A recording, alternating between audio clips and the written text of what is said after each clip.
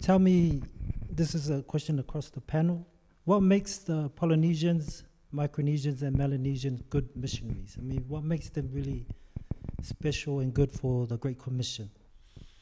By personal observation, working with Pacific Island people, Maori and Pacific Island people for 40 years, I can honestly see the advantages.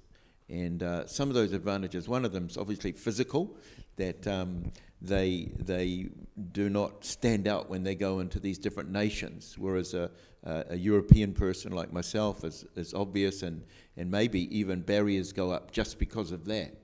But they have adaptability. They can adapt more easily than a lot of European people. Their budgets, they don't have to have this, some of the European missionary budgets are massive, and our Pacific Island brothers and sisters can live more simply.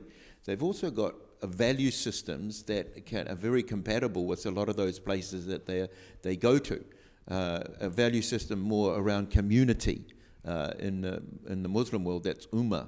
And ainga, whānau, those concepts help give an advantage to Pacific Island and Maori people that do go into those cultures. I've got one example I'll share with you, Sapati, and with our audience. And he's a friend of mine, his name's Te Ariki Biti, and he was a pastor in Pamua. He's now in Australia, but he was pastoring in Pamua in Auckland. And I took him on his first missionary journey, and we went, first of all, we started off in Singapore, and they thought that he was a local there, and he had great acceptance there and ministered. And then I took him to India, and they thought he was a local in India. He's Maori. And then, so they spoke to him in their local languages. And then I took him after that we went to Egypt, to Cairo, and they were convinced that he was Arab. Yeah. So they spoke to him in Arabic. And then after that we went to England to get alongside our friend Inga Tuigamala. And of course in England they thought I was the local, but not Te Riki. And then we went from England to Colombia.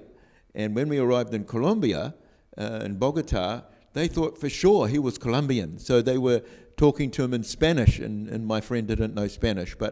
And then we went to Chile, and they thought he was Chilean. Wow. And then after that, our last country was Tahiti. So now he's back where the Polynesian Triangle, that's back where they say the migrations happen through Tahiti. So there was the physical, but also I think what Pacific Island people carry internally in their values, in their heart, their adaptability, even the humor. They love to laugh, and they put people at ease, and there's many different things. They'll eat anything. So that is an advantage because they're not so fussy about some of those issues. And so there's lots of different advantages. And I've observed that and seen how incredibly effective Pacific Island Maori people are in doing mission. We're just amazing.